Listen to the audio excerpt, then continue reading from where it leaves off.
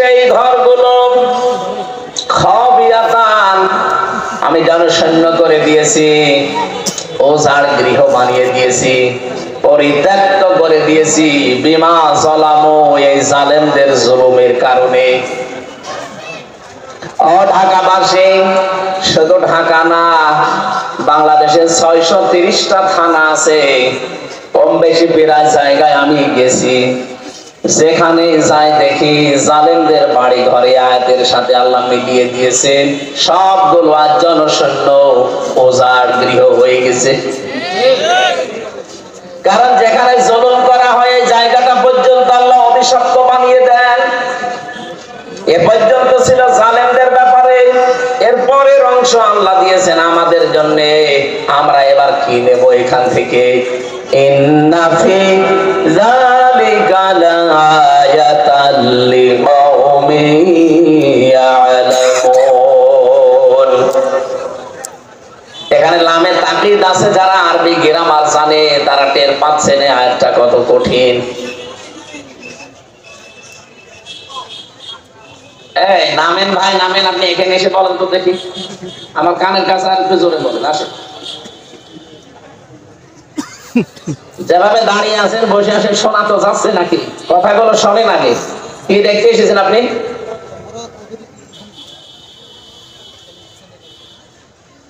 আল্লাহ রাব্বুল আলামিন বলেন এর ভেতরে শিক্ষা আছে অবশ্যই, যারা জ্ঞানী তাদের জন্য। না, আমরা জ্ঞানী মনে করি নিজেদেরকে। আমাদের এখানে শিক্ষা কি? আমাদের শিক্ষাটা হচ্ছে জালেমদের বিশাল শিকড় কিন্তু আল্লাহ অলরেডি কেটে দিয়েছেন। ফাকাতিআ দাবিরুল কওমিল্লাযিনা যালামু, সূরা আনআমের 45 নম্বর আয়াতের প্রথম অংশে আছে, রব্বুল আলামিন বলেন জালেমদের শিকড় কেটে ফেলা হয়ে গেছে। কেটেছে কে? আল্লাহ। এখানে প্রতিয়া শব্দ আছে, এটা মজহুর, এর ফাইল বা কর্তাকে জানা নেই। আল্লাহ বলেন জালেমদের শিকড় কাটা হয়েছে, কেটেছে কে? আবার বলেন আল্লাহ, কে কেটেছে নেই জানা। এই জন্য সারা দেশে জালেমদের বাড়িঘর, প্রতিষ্ঠান, অফিস, আদালত তাকান, সব মাটির সাথে মিশে গেছে, কিন্তু ভেঙেছে কে কেউ জানে না। আপনি কুষ্টিয়ায় হানিফের বাড়ির কাছে যান, পায়খানার প্যান পর্যন্ত মানুষ খুলে নিয়ে চলে গেছে, তো নিয়েছে কে কেউ জানে না। সারা দেশে অবস্থা একই। এখান থেকে আপনি কি নিতে পারেন? এই সাভারের ইউনিয়নের চৌকিদার থেকে শুরু করে সংসদ পর্যন্ত আপনি তাকাবেন, জালেমদের কিন্তু স্তরে স্তরে লোক সব সেট করা ছিল। এখন আছে? এখন কেউ পরিচয় দেওয়ার মতো সাহস আছে?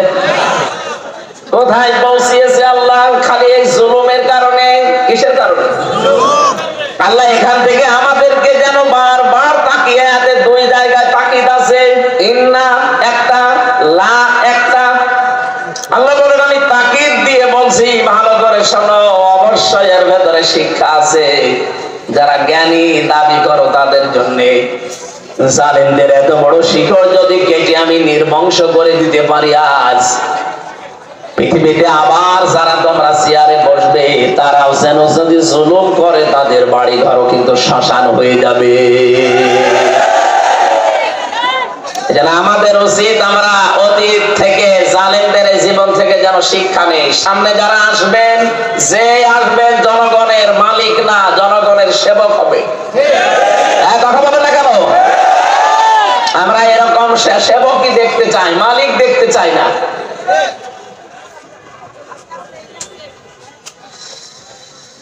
বাংলার জনগণ এখানে যাদের নাম দিয়েছে, আমি শুধু তাদের দুনিয়া চাই না, আমি চাই দুনিয়া আখিরাত।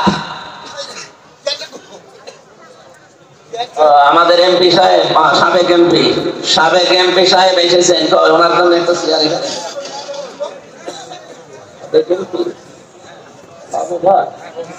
আরে কোনটা? ও বাবু ভাই, চেহারা তো পাল্টিয়ে গেছে।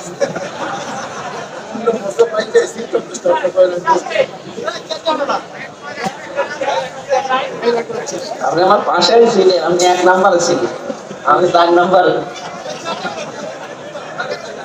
সুবহানাল্লাহ আলহামদুলিল্লাহ লা ইলাহা ইল্লাল্লাহ সুবহানাল্লাহ আলহামদুলিল্লাহ লা ইলাহা ইল্লাল্লাহ লা ইলাহা ইল্লাল্লাহ মুহাম্মাদুর রাসূলুল্লাহ। সবার পাশে যে কথাটা বলছিলাম, যতগুলো মানুষের নাম আপনারা দিয়েছেন, আমরা চাই এদের সম্মান মর্যাদা এ দুনিয়া শুধু না, মরণের পরও যেন আল্লাহ জান্নাত পর্যন্ত টিকিয়ে রাখেন। বলেন আমিন। কয়টা জিনিস লাগবে জানো? 2টা। একটা ঈমান লাগবে নির্ভেজাল, যে ঈমানের ভেতরে শিরিক থাকলে চলবে না।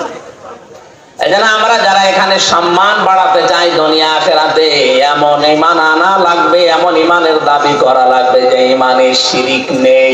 আল্লাহ যেন তৌফিক দেন। বলেন আমিন। আমি এক কথায় জবাব দিচ্ছি, এদিকে তাকান ভাই। এমন এমন বাক্য বাংলা ইংরেজিতে পড়েননি, এক কথায়, এটার এক কথায় আল্লাহ যেটা পারে ওইটা অন্য কেউ পারে, এই বিশ্বাস যদি কেউ করে, আপনি শিরিক করলেন। শিরিক যে করে সে মুশরিক। মুশরিক মারা গেলে বিনা হিসাবে বিনা বিচারে জাহান্নামে। আর ফতোয়া লাগবে নতুন করে? সুতরাং আমাদের সতর্ক থাকা লাগবে। যাদের ঈমান আছে, বেঈমান যারা ওদের কথা বাদ দিলাম, ঈমান যাদের আছে তারা যেন শিরিক না করি। আবার এক কথায় বলছি, আল্লাহ যেটা পারে ওইটা অন্য কেউ পারে, এই বিশ্বাস করার নাম কি? সন্তান দিতে পারে কে বলেন তো? কোন বাবা পারে? কোন পীর সাহেব? অনেকে এই যে বিভিন্ন সময় দেখে বলে হুজুর আপেল পুড়ি দিয়ে আমার বারবার মেয়ে হয় যেন ছেলে হয়। আরে ভাই, আপেল পুড়ে যদি ছেলে হইতো তো আমার 3 মেয়ে, আমি আগে খাওয়াতাম না। কোথায় পেয়েছে এসব আপেল পড়া? সুতরাং এই কাজ করতে গিয়ে অনেকে ঈমান হারিয়ে ফেলছেন বিভিন্ন ভণ্ড পীরের কাছে গিয়ে। কোন বাবা, কোন মাজার, কোন জিন্দা পীর, কোন মরা পীর পারবে না। সন্তান দিতে পারবে কে? এবার দ্বিতীয় পয়েন্টটা বলি, এটা ক্লাস চলছে, বলবো দ্বিতীয়টা। আলাহুল খালক ওয়াল আমর, আল্লাহ পাক বলেন বানিয়েছি আমি, হুকুম চলবে আমার। সুতরাং আল্লাহর আইন এই জমিনে কায়েম করার জন্য যদি কেউ চেষ্টা করে, আপনি যদি তাকে উল্টা পাল্টা কথা বলেন, তার পেছনে না থাকেন, আপনার ঈমান নিয়ে সমস্যা দেখা দেবে, টানাটানি বাঁধবে। নিজে মানতে পারেন না সেটা আলাদা বিষয়, কিন্তু যারা চায় আপনাকে, তাদের পেছনে থাকা লাগবে।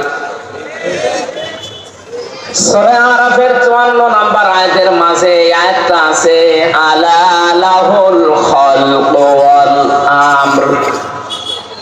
আইন চলবে তার, যিনি বানিয়েছেন, সৃষ্টিটার। ইনিল হুকমু ইল্লা লিল্লাহ। সূরা ইউসুফের 40 নম্বর আয়াতের মাঝের অংশে আছে, আল্লাহ পাক বলেন আইন শুধুমাত্র চলবে আমার। আর কাজ করা, চেষ্টা করা, যদি না হয় ওটা আপনার বিষয় না, চেষ্টা করে যাওয়া ফরজ কাজ, নামাজের মতো। আল্লাহ তাওফিক দিন ঈমানের দাবি অনুযায়ী। বলেন আমিন। আজকের মাহফিলে উপস্থিত আপনারা কিছুক্ষণ আগে দেখলেন আমাদের প্রধান অতিথি এসেছেন, ডাক্তার দেওয়ান মোহাম্মদ সালাউদ্দিন বাবু। কিছুক্ষণ থাকবেন। আমাদের তো সময় আছে আধা ঘন্টা মতো, আমরা ক্লোজ করবো আলোচনাটা। এরপরে আপনাদের যারা আলোচক আছে তাদেরকে নিয়ে চালান। যেহেতু গাজীপুরে আছি, আমি চলে যাবো ইনশাআল্লাহ। মাহফিলে উপস্থিত হয়েছেন আজকে আমার শ্রদ্ধাভাজন বড় ভাই জনাব জাহিদুর রহমান দামাত বারকাতুহুল আলিয়া। মঞ্চে বসা আরো যারা আছেন সম্মানিত ব্যক্তিবর্গ, সামনে বসা মুসলমান ভাইরা, পর্দার আড়ালে সম্মানিত মা এবং বোনেরা, প্রশাসনের ভাইরা, প্রাণপ্রিয় ঢাকাবাসী, আল্লাহর দরবারে শুকরিয়া জানাচ্ছি যিনি আমাদেরকে বিবেক দিয়েছেন। এই বিবেকটা এই 15.5 বছরে কাজ করেনি, এই জন্য অনেকে জোর করেছিল। যদি বিবেকটা কাজে লাগতো তাহলে জোর করে 15.5 বছরে থাকতো না। কথা বলে না কেন? নবীজির হাদিস, ওই ইমামের প্রতি আল্লাহ সব সময় 24 ঘন্টা লানত বর্ষণ করতে থাকে। যে ইমাম জোর করে ইমামতি করে তার মুসল্লিরা তার উপরে নারাজ। এখানে মুসল্লি মানে আপনার এই ঢাকা সাভারের এই জামে মসজিদের মুসল্লি না, আর ইমাম মানে হামজা না। এখানে ইমাম মানে রাষ্ট্রের ইমাম, সমাজের ইমাম, পরিবারের ইমাম। যে ইমামের প্রতি, নেতার প্রতি, দায়িত্বশীলের প্রতি তার অধীনস্থ যারা আছে তারা সঙ্গত কারণে নারাজ, ও যতদিন জোর করে দায়িত্বে থাকবে ততক্ষণ আল্লাহ লানত তার উপরে পড়তে থাকবে। এদেশের 100 জনের আমার মনে হয় কমপক্ষে 96 জন, আপনি জরিপ চালান, এদেশের 100 জনের 96 জন যে 2 বোন পালিয়ে গেছে তাদের উপরে নারাজ ছিল। আপনি জরিপ চালিয়ে যদি আরো বেশি পাবেন, হয়তো আমি একটু কম বললাম।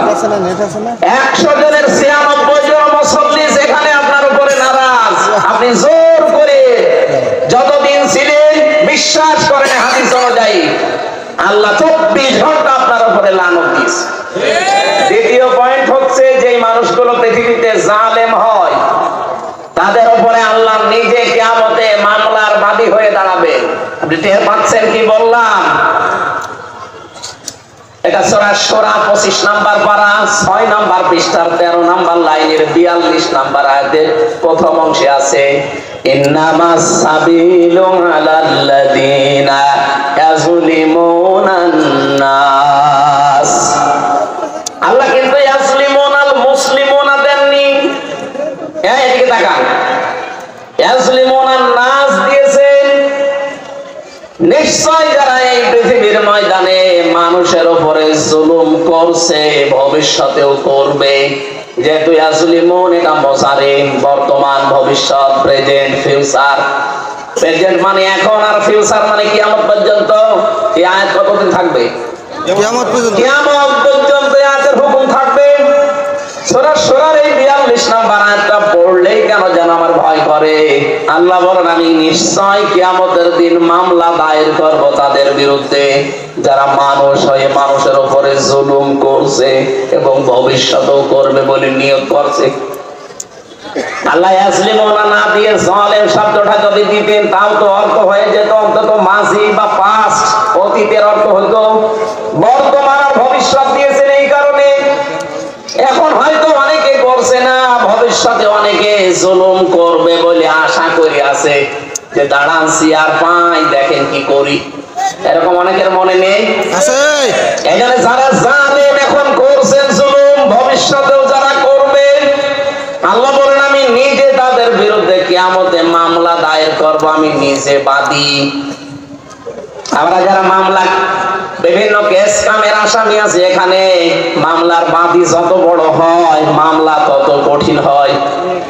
আমাদের যদি কোনো কলিমদ্দি মামলা দিত, সর্বোচ্চ 3-4 দিনে আমি চলে আসতাম বেরিয়ে। এতে 3টা বছর আমার ফাঁসির কন্ডেম সেলের ভেতরে আটক করে রেখেছিল, কারণ মামলার বাদী আল্লাহর ওলি। ওনার মামলার বাদী সে আমার, এই জন্য আমার ছাড়ে নাই। আমারও যদি মামলার বাদী সত্যি যে জাহিদ ভাই হয়তো, সালাউদ্দিন ভাই হয়তো, আমি সত্যি চলে আসতাম, কারণ ওদের হয়তো মামলা দিত টাকার জন্য, কয় টাকা লাগবে দিয়ে দিতাম। আমি যেখানে ছিলাম আমাকে গ্রুপের খতিব আমি, ওদের বাংলাদেশে কয়জন ধনীর ভেতরে ওরা একজন, টাকা যা লাগতো দিয়ে দিত। কিন্তু এমন জন মামলা দিয়েছে অত টাকার দরকার না, ওর প্রতিশোধ নেওয়া দরকার। হিংসার বশবর্তী হয়ে মানুষের উপরে জুলুম করা মানুষ আমি বাংলাদেশে একটা মহিলাকে দেখলাম। হিংসা কত নিম্নে তাকে নামাতে পারে, একটা বিধবা মহিলাকে বাড়ি থেকে সে বের করে দিয়েছে। খালেদা জিয়ার স্বামী আছে, তাকে পর্যন্ত এক কাপড়ে বাড়ি থেকে বের করে দিয়েছে। একটা মাজলুম পরিবার বাংলাদেশে, এই জিয়া পরিবারটা। আমি শহীদ জিয়ার জন্য এমনি মন থেকে দোয়া করি। এই লোকটার নাম শুনলে মানুষ আগে শহীদ বলে, কেন বঙ্গবন্ধুকেও তো কেউ না কেউ মেরে ফেলেছে, তার নাম শুনলে তো কুকুরও শহীদ বলে। কেন বলে না বলেন তো? এই লোকটা শহীদ আমার মনে হয় হই, যদিও লোকে মেরে ফেলেছে মানুষ, কিন্তু শহীদ জিয়াকেও মানুষ মেরেছে, তার নাম শুনলেই মানুষ কি বলে আগে? শহীদ জিয়া। এই শব্দটা এমনি এমনি আসে? শহীদ মনে করছেন যে খেলা চোরা জিনিস না? আল্লাহ কত বড় ধমক দিয়েছে শহীদের ব্যাপারে, কেউ উল্টা পাল্টা ধারণা করবা না। কেউ যদি শহীদ হয় মুখ দিয়ে তো বলবাই না যে লোকটা মরে গেছে, না। এটা সূরা বাকারার 154 নম্বর আয়াতে আছে, ওয়ালা তাকুলু লিমাই ইয়াকতালু ফি সাবিলিল্লাহি আমওয়াত বাল আহইয়াউ ওয়ালাকিন লা তাশউরুন। আল্লাহ পাক বলেন, যারা শহীদ হয় হে পৃথিবীর মানুষেরা, কেউ এই কথা বলবা না যে মরে গেছে, বরং তারা জীবিত, কিন্তু তোমরা টের পাও না। দ্বিতীয় সূরা আলে ইমরানের 169 নম্বর আয়াতে আছে, ওয়ালা তাকুলু ওয়ালা তাহসাবান্নাল্লাযীনা কুতিলু ফি সাবিলিল্লাহি আমওয়াতা বাল আহইয়াউন ইনদা রাব্বিহিম ইরযাকুন। আল্লাহ বলেন, মুখে বলার পরে মানুষ যেহেতু ধারণা করতে পারে, ধারণার উপরও আমি নোটিশ দিলাম, আইন জারি করলাম, সাবধান, কেউ যেন ধারণাও করবা না যে ও মরে গেছে, না। যারা শহীদ হয় এই মানুষগুলো জিন্দা, জীবিত, আর আমি নিজে আল্লাহ তাদেরকে খাওয়াই। আরো জোরে বলেন সুবহানাল্লাহ। হিংসার বশবর্তী হয়ে মানুষ যত নিচে নামতে পারে, কোরআনে সূরা মায়েদার 2 জায়গায় আল্লাহ এক কথা দিয়েছেন, ওয়ালা ইয়াজরিমান্নাকুম শানাআনু কওমিন। তোমরা হিংসার বশবর্তী হয়ে, রাগের বশবর্তী হয়ে কোন ব্যক্তি, পরিবার, সমাজ, রাষ্ট্র, দল, গোষ্ঠী, তাদের উপরে যেন এমন কোন কাজ করবা না যে পরে আফসোস করা লাগে। আর 15.5 বছরে যাই করেছেন জনগণের উপরে, 14 দল বাদ দিয়ে আমরা যা আছি সব মাজলুম না? কথা বলেন। যারা এই জুলুম করেছেন তাদের এখন রাতে ঘুম হওয়ার কথা। উনি এখন ওই দেশ থেকে চলে আসতে চাই, বলে আমি অঘোষিত জেলখানায় আছি, আমি আর এখানে থাকবো না, আমি চলে যাব। আসেন, 275টা মামলা আপনার নামে। আপনি কি এমনি এমনি এসে আবার থেকে যাবেন? একটা বিনা কারণে মিথ্যা মামলা দিয়ে বিধবা মহিলাকে আপনি 6 বছর জেল খাটালেন, আর আপনার একেবারে সব লিগাল মামলা 275টা আরো হবে। আমার মিথ্যা মামলা দিয়ে যদি 3 বছর রাখতে পারে, আপনার 275টা মামলা এক একটায় যদি 3 বছর করে হয়, কবরে চলে যাবেন, আবার উঠবেন, আবার যাবেন, সাজা শেষ হবে যা করেছে। এখানে আমরা যেন হিংসার বশবর্তী হয়ে, রাগের বশবর্তী হয়ে কোন ব্যক্তি, কোন গোষ্ঠী, কোন দল, কোন পরিবার, কারো উপরে যেন এমন কোন কাজ না করে যে পরে আবার কিয়ামত পর্যন্ত আফসোস করা লাগে। আল্লাহ আগেই প্রশ্নপত্র ফাঁস করে দিলেন, এরপরও যদি কেউ সাবধান না হয় সেটা তার কপালের দোষ। আল্লাহ আমাদেরকে বেঁচে থাকার তৌফিক দিন, বলেন আমিন।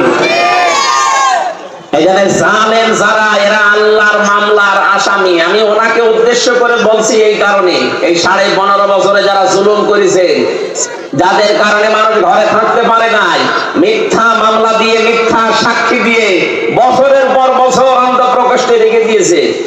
শুধু এতটুকু না, গুম করেছেন, খুন করেছেন, আয়না ঘরে রেখেছে। আমারও মিনি আয়না ঘরে 10 দিন রেখেছিলেন। বেডটাই আমার নেয়নি, আমার ছোটটাই নিয়েছিল। আমি দেখেছি মানুষ মানুষের উপরে কি অত্যাচার করে ওখানে, তাহলে বড়টাই কি করেছে। সুতরাং এই সমস্ত কাজগুলো যারা করেছেন, এখন যদি মনে করেন আস্তাগফিরুল্লাহ পড়ে দিলাম আমার সব মাফ হয়ে গেল, না, এইটার নাম তাওবা না। অপরাধ যার কাছে, স্বীকার করবেন তার কাছে। এক কথা বলে না কেন? সুতরাং এই 15.5 বছরে যার যার কাছে অপরাধ করেছে, আপনি যদি মাপ পেতে চান, যদি ধরা না খেতে চান কিয়ামতে, তাহলে যার যার অপরাধ করেছেন তার কাছে আগে স্বীকার করবেন আর তার ক্ষতিপূরণ দিয়ে দেবেন। আমি জেলখানায় এক ওসি পেয়েছিলাম, উনি আমার মাঝে মাঝে কন্টেম সেলের ভেতরে আমার কাছে এসে বলতো, হুজুর আমি এই যে নির্বাচনে এর আগে যেটা বাইরে ছিলাম, ওই যে রাতের ভোট দিনে হয়ে গেল না, আমার রাত 12টার পর থেকে আমার যা লোকজন আছে, আমি আল্লাহর রাস্তায় ভোট কাটা আরম্ভ করলাম, ফজর পর্যন্ত এই কাজ করলাম, বাক্স ভর্তি করে পাঠিয়ে দিলাম। এবার ফজরের আজান দিল, আমি গোসল করলাম, ওযু করে 2 রাকাত শুকরিয়ার নামাজ পড়লাম, তওবার নামাজ, 2 রাকাত তওবার নামাজ পড়ে বললাম যে আস্তাগফিরুল্লাহ, আমার এই তওবা কি হয়েছে? কিসের তওবা আপনার? আপনি কি আল্লাহর কাছে দোষ করেছেন যে আপনি আস্তাগফিরুল্লাহ পড়েন? আপনি দোষ করেছেন হামজার কাছে। এই কথা বলেন না কেন? একটা এমপি বানাতে 3.5 থেকে 4 লাখ হামজা লাগে, হামজার বউ লাগে। আপনি তাদের সব ভোট নিজে দিয়ে এখন পড়ছেন আস্তাগফিরুল্লাহ। আপনি আল্লাহর কাছে দোষ করলে মাপ পেতে দোষ করেছেন হামজার কাছে আর হামজার বউর কাছে। এই কথা বলেন না কেন? আগে আমাদের কাছে আসবেন, আমরা যদি বলি মাপ করতে পারি 2টা করে লাথি দেব, তাই খাওয়া লাগবে। যদি বলি না 2টা লাথি হবে না, আরো কিছু দেওয়া লাগবে, তাই আপনাকে দেওয়া লাগবে। কিন্তু দুঃখের বিষয়, আরো পরিতাপের বিষয়, আরো ভয়ঙ্কর বিষয়, আপনি মাপ চাবেন কি করে? আপনি তো 8 বছর জেল আপনার, আপনি 8 বছর পরে বের হয়ে দেখবেন অনেক হামজার বউ মারা গেছে, আপনি তাদের কাছে মাপ চাবেন কি করে? এক কথা বলেন না কেন? এইরকম পাগলামি যেন আর কেউ সামনে না করি। কোন জালেমাকে টিকিয়ে রাখতে আপনি নিজের জীবনটায় জাহান্নামের আসামি বানিয়ে ফেললেন। আপনি টের পাচ্ছেন আল্লাহর মামলার আসামি আপনি। এদেশে 1628টা চেয়ার ছিল, মেন চেয়ার। যারা দায়িত্বে ছিলেন কম বেশি সবগুলো হয় জালেম, নয় জালেমের দোষক। আর এরা সব মামলার আসামি কার? হামজা যদি আপনাকে মামলা নাও দেয়, আপনি কিন্তু অলরেডি আল্লাহর মামলার আসামি। এদের সাবধান থাকা লাগবে। আমি যে 2টা পয়েন্ট বললাম, একটা জুলুমের জন্য, আর একটা ইমাম ইমামতি করবে কিন্তু মুসল্লিরা তার উপরে সঙ্গত কারণে নারাজ, তার উপরে আল্লাহ 24 ঘন্টা লানত দিতে আছে। এরকম কোন কাজ আমাদের দ্বারা সামনে যেন না হয়। আল্লাহ আমাদেরকে তৌফিক দিন বেঁচে থাকার, বলেন আমিন। 11 রজব মাস, আজকে 26 তারিখ। এই রাতে বিশ্ব নবীকে আল্লাহ নিয়েছিলেন এই ধলির ধরা থেকে। তার আরশ মহল্লায় বিভিন্ন নিদর্শন দেখিয়েছেন। একাধারে 27 বছর। কয় বছর? 27টা বছর। তাকে মাত্র 14 বছর তিনি নবুয়ত পাওয়ার পরে জুলুম, অত্যাচার, নির্যাতনের শিকার হলেন। তার চাচাটা গেল মারা, স্ত্রী গেল মারা। এটা দুঃখের বছর বলা হয়। রব্বুল আলামিন বলেন, হে নবী, আপনাকে আমি সামনে একটা রাষ্ট্রের দায়িত্ব দেব, এবং রাষ্ট্রকে কল্যাণময় রাষ্ট্র করতে হলে কি করা লাগবে আপনাকে আমি নিজে হাতে কলমে আমার ল্যাবরেটরিতে, গবেষণাগারে বসিয়ে আপনাকে আমি শেখাবো। বিশ্বনবী মুহাম্মদ রাসূলুল্লাহকে আল্লাহ নিয়ে গেলেন, লিনুরিয়াহু মিন আয়াতিনা ইন্নাহু হুয়াস সামিউল আলিম। আল্লাহ বলেন, আমার বিভিন্ন নিদর্শন তাকে দেখিয়েছি। জান্নাত, জাহান্নাম, পুলসিরাত, মিজানের পাল্লা, সবগুলো তাকে দেখালাম। এখান থেকে একটা তথ্য আমি বের করেছি, এদিকে তাকান। আপনারা হয়তো চিন্তা ভাবনা করলে আপনার জ্ঞানেও আসবে। মিজানের পাল্লা আমরা সে জন্মের পর থেকে নাম শুনছি। মিজানের পাল্লা মানে কি বলেন তো? দাড়ি পাল্লা। অনেকে মনে করে যে দাড়ি পাল্লা। মিজানের পাল্লা মানে দাড়ি পাল্লা না। মিজান মানে মানদণ্ড। মিজান মানে কি? বলেন বলেন। কিয়ামতের ময়দানে আল্লাহ এটা সেট করবে আপনার নেকি আর বদি ওজন করার জন্য। এটাই তো আমরা জানি নাকি? এক কথা বলেন না কেন? যেখান থেকে যা শুনবেন দেখবেন ওখান থেকে একটা শিক্ষা আসবে। ভালো করে শুনেন। বলেন তো, কিয়ামতের দিন আল্লাহ পাক মাপ দেবেন মিজানের পাল্লা। আমরা যেটা বলি মিজানে কি মাপবেন? আমল। আমল কি? আমল। আমল মানে বাংলায় কি? কাজ। বলেন বলেন। এ পর্যন্ত বুঝেছেন কিনা বলেন? আমল মানে কি? আমল মানে। এবার এখানে একটা পাগলকে জিজ্ঞাসা করেন তো যে আমল কাজ, আমল মানে কাজ কি দাড়ি পাল্লায় তুলে দিয়ে মাপে? 5 কেজি কাজ কিভাবে মাপে? কাজ মাপে গুরুত্বের ভিত্তিতে। কিসের ভিত্তিতে? এই যে প্যান্ডেলটা যদি এখন ডাক্তার সাহেবকে বলা হয় যে আপনি মেপে দেন, উনি মেপে দেওয়ার জন্য কি দাড়ি পাল্লায় তুলে দেবে? এটার জন্য মাপতে একটা আলাদা যন্ত্র আছে, তার নাম ফিতা বা গজ। এই কথা বলেন না কেন? এই যে পানির বোতল দেন আমাকে খাবার জন্য, পানিটা যদি ওনার কাছে দেয়, উনি কি ফিতা দিয়ে মাপবে? এর জন্য সিসি আছে, লিটার আছে। আপনাকে আমি চাউল দিলাম, চাউলকে আপনি ফিতা দিয়ে মাপবেন? বলেন। এটার জন্য বাটখারা আছে, কেজি আছে, পাথর আছে, আলাদা যন্ত্র সব। পৃথিবীর প্রতিটি জিনিস পরিমাপ করার জন্য আলাদা আলাদা যন্ত্র আছে, তার নামও আলাদা আলাদা। কিয়ামতের দিন আল্লাহ আমল মাপবেন। আমল মানে কাজ। আমল মানে কাজ। কোনদিন দাড়ি পাল্লায় মানুষ মাপে না।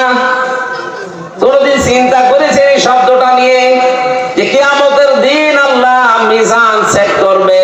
আর নবীকে আল্লাহ মিজান দেখিয়েছিলেন। কাজ কোনদিন মানুষ দাড়ি পাল্লা দিয়ে, সিসি দিয়ে, স্ক্যান দিয়ে, পাথর দিয়ে, কেজি দিয়ে মাপে না। কাজ মাপতে হলে লাগে গুরুত্ব। কি লাগে? গুরুত্বের ভিত্তিতে কাজটা করা লাগে। এটা মাপতে হয় গুরুত্ব দিয়ে। তাহলে গুরুত্বের দিক থেকে আপনার জীবনে যেই কাজগুলো আল্লাহ আগে দিয়েছেন, ওই কাজগুলো আপনি আগে করবেন। গুরুত্বের ভিত্তিতে কাজ আগে না করে কম গুরুত্বপূর্ণ কাজ যেগুলো, ওগুলো যদি আগে করেন, জীবনেও কোনো জিনিস আপনি ঠেকাতে পারবেন না। এই যে মঞ্চটা, এর আসল গুরুত্বপূর্ণ জিনিস হচ্ছে সামিয়ানার খুঁটি। এই কথা বলছেন না কেন? সামিয়ানার খুঁটি না থাকলে মঞ্চ টিকবে, আর কেউ মঞ্চ বলবে। কিন্তু এখানে গুরুত্বহীন কিছু জিনিস আছে। এই যে কার্পেট পড়া, এই যে মাইক দেওয়া আছে, টেবিল দেওয়া আছে, এই যে বোতল দেওয়া আছে, বলেন তো এগুলো না থাকলে মানুষ বলবে না যেটা মঞ্চ। তাহলে এখানে গুরুত্বপূর্ণ এবং গুরুত্বহীন দুইটা জিনিস পেয়েছি। একটা সামিয়ানা আর খুঁটি আসল, আর বাকিগুলো যা আছে এগুলো অত গুরুত্বপূর্ণ না। এই জন্য জীবনে যত ইবাদত আল্লাহ আমাদের করার জন্য নির্দেশ দিয়েছেন, প্রতিটি ইবাদতে দেখবেন গুরুত্বপূর্ণ কিছু জিনিস আলাদা করা আছে, আর গুরুত্বহীন কিছু জিনিস আলাদা করা আছে। নামাজে ফরজ কয়টা? 17টা। আপনি বানাচ্ছেন নতুন করে 4টা। নামাজে ফরজ কয়টা? বাইরে 7টা, ভেতরে 6টা। সব মিলে কয়টা? বলেন তো। এই যে বাইরে আর ভেতরে 13টা ফরজ। বাইরে বেশি না ভেতরে বেশি? এলাকার মানুষকে নামাজ কালাম পড়ে না নাকি? বাইরে বেশি না ভেতরে বেশি? বাইরে। বাইরে বেশি কোনটা? শরীর পাক। কি পাক? শরীর পাক না হলে নামাজ হবে? বলেন। শরীর পাক বলতে কি বলছেন? এই শরীর পাক করতে হলে শুধু গোসল করলে আর ওযু করলে শরীর পাক হয়ে যায়। নবীজি জানিয়েছেন এই শব্দের ব্যাখ্যায় তামাম দুনিয়া যত মুসলিম আছে সবাই কিন্তু একটা শরীরের মতো। এই হাদিস শুনেন না কবুতে? তামাম দুনিয়ার সব মুসলিম আমার উম্মত যারা দাবি করে তারা কিসের মতো? আমার এই চোখে যদি ব্যথা হয় হাতে টের পাবে, হাতে ব্যথা হলে চোখে টের পাবে। পাবে না? তামাম দুনিয়ায় 257টা দেশের ভেতরে 57টা মুসলিম দেশ, 210 কোটি মুসলিম আমরা বাস করি। যেখানে কোন মুসলমান অত্যাচার, জুলুম, নির্যাতনের শিকার হবে, এখান থেকে কিছু করতে না পারলেও করা লাগবে। এখান থেকে যদি ওগুলো না করে বলেন যে এটা করছে করুক, লা ইলাহা ইল্লাল্লাহ, আপনি বুঝতে হবে আপনার এই জায়গাটা প্যারালাইজ হয়ে গেছে অথবা অকেজ হয়ে গেছে, এই জন্য আপনার হাতে টের পাচ্ছে না। আমার এই হাতে যদি এখন প্যারালাইজ হয়ে যায়, এই হাতে আপনি যতই আঘাত করেন এই জায়গাটা কিন্তু টের পাবে।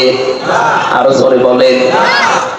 আমেরিকা যারা অত্যাচার করে, গাজায় যারা অত্যাচার করলো, ফিলিস্তিনে এখনো যারা অত্যাচার চালাচ্ছে, বাংলাদেশেও যারা অত্যাচার করেছে, এই দৃশ্যগুলো দেখে যদি কোনো মুসলমান বলে না ওটা আমার দলের না, ওটা আমার লোক না, যে যা করছে করুক, আমি তো ভালো আছি, আপনি মনে করবেন আপনার এই জায়গাটা প্যারালাইজড হয়ে গেছে আপনার ঈমানের ভেতরে।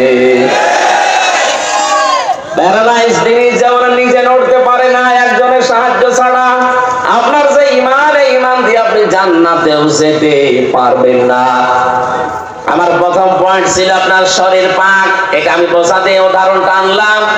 শরীর বলতে যেহেতু তামাম দুনিয়ার সব মুসলিম একটা শরীরের মতো, এখন আমি এই সাভার জামে মসজিদে নামাজ পড়তে যাব, এদিকে তাকান।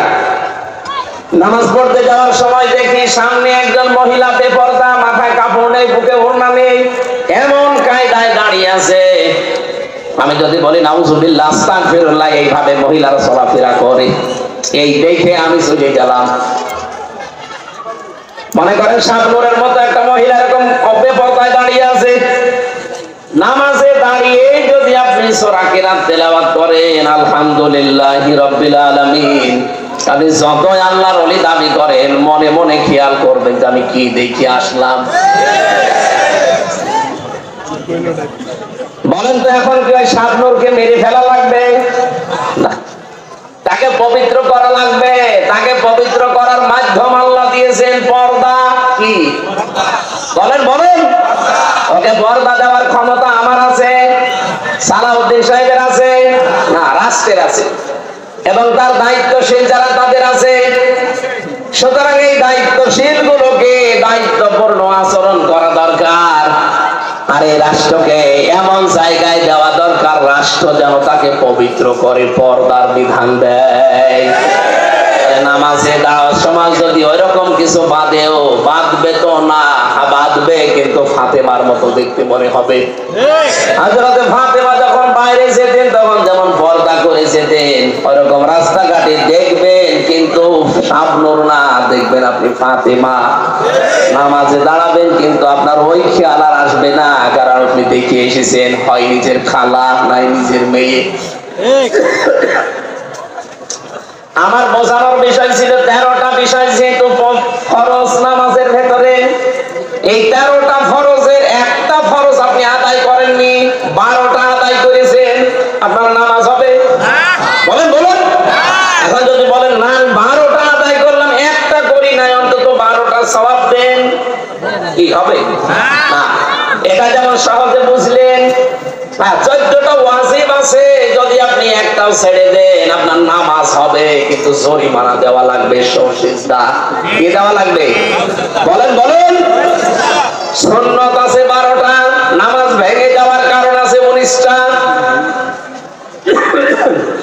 এর ভেতরে যে কোনো একটা যদি ছেড়ে যায় আপনার নামাজ কিন্তু বাতিল হয়ে যাবে 19টার ভেতরে। 13টা ফরজ যেমন গুরুত্বপূর্ণ সামনে রাখা লাগে, এরপরে ওয়াজিব, এরপরে সুন্নাত, এরপরে মুস্তাহাব, এরপরে নফল, এরপরে মুবাহ, সব সিরিয়াল করা আছে। ফরজ বাদ দিয়ে বাকি কোনটা যদি ছেড়ে যায়, সিজদা দিলে, জরিমানা দিলে নামাজ আদায় হয়ে যাবে। কিন্তু 13টা ফরজের একটাও যদি বাদ যায়, আপনি যত সুন্দর করে নামাজ পড়েন আপনার নামাজ পুরাটা বাতিল, একটা সওয়াবও হবে না, জিরো। বলেন শূন্য, কিচ্ছু পাবেন না। এই পৃথিবীতে ঠিক আমার আল্লাহ ফরজ বিধান দিয়েছেন 500টা। কয়টা? 500। বলেন বলেন। এই পুরা কোরআন শরীফে 500 বিধান আছে শরীয়তের। এইগুলো আমাদের ব্যক্তি, পরিবার, সমাজ আর রাষ্ট্রে সব দেখাতে হবে আল্লাহকে। আপনি 499টা মানেন, একটা মানেন না, নিজে তো মানেন না, আরো বিরোধিতা করেন, বুঝবেন আপনার 12টা ফরজ আদায় করে একটা ফরজ আদায় না করলে যেমন একটা সওয়াবও হয় না, জিরো হয়। কিয়ামতের দিন আপনাকে যখন মাপ দেওয়া হবে মিজানের পাল্লায় পুরাটা জিরো। এই কথা বলেন না কেন? আপনার হয়তো অনেক আনুষঙ্গিক আর যেগুলো বললাম, এই যে মাইক, কার্পেট, এরপরে যেখানে যেগুলো আছে আনুষঙ্গিক, এগুলো না থাকলেও তো হয়, কিন্তু দিলে একটু আরো ভালো লাগে, আরো ভালো করে মানুষ মঞ্চ বলবে। কিন্তু এই খুঁটি আর সামিয়ানা না থাকলে কোনো পাগলও এটা মঞ্চ বলবে না। আমার জীবনে এই 500 ফরজের 499টা আমি আদায় করি, একটা আদায় তো করি না, আরো বিরোধিতা করি। কিয়ামতের দিন আল্লাহ যখন মিজানের পাল্লা নাম শোনেন, মাপ দেবেন, গুরুত্বের ভিত্তিতে মাপবেন। আপনি আগে গুরুত্বপূর্ণ কাজগুলো করেছেন না গুরুত্বহীন কাজের আপনি বেশি বেশি প্রায়োরিটি দিয়েছেন? বাস্তবতা এটা, কিয়ামতে দেখবেন আপনার আমল নামা পুরাটা জিরো, শূন্য হয়ে দেখা দেবে। এখানে আমরা যেন 500টা অন্তত গুরুত্বপূর্ণ যেগুলো তার নাম ফরজ বলা হয় আরবিতে, কোরআন থেকে দেখে দেখে পড়ে নেবেন। আজকের তেলাওয়াত কিন্তু আয়াতের 14টা আছে। কয়টা? 14টা। সূরা বানী ইসরাঈলের 23 থেকে 38 নম্বর আয়াত। 27 বছরের নবীকে আমার আল্লাহ তিনি শিখিয়েছিলেন নিজের গবেষণাগারে বসে বসে, আরশ মহল্লায়। আজকে আমাদের সময় নেই, আমরা চলে যাচ্ছি। এই জন্য আপনাদেরকে আমরা থিওরি গুলো বললাম। এই রজব মাসের মূল শিক্ষাই এটা, কল্যাণময় রাষ্ট্র যদি কেউ গঠন করতে চায়, নবীকে আল্লাহ নিজে শিখিয়েছেন যে 14টা কাজ ব্যক্তি, পরিবার, সমাজ এবং রাষ্ট্রে জারি করে দেবে।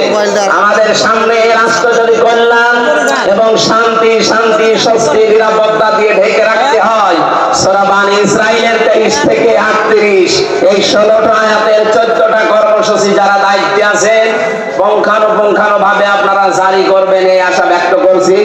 এবং চর্মচোখে যেন আমরা দেখতে পাই এই দেশটা একটা কল্যাণময় রাষ্ট্র আল্লাহ তৈরি করে দিয়েছেন। বলেন আমিন। আমি আর জানতে পারছি না, ওখানে আমরা এশার নামাজ পড়ে এসে গাজীপুরে, সময় নেই, এই ভেতরে চলে যাব। আগামীতে আবার কোনো সময় আসলে একটা মাহফিল নেবেন, কারো কথা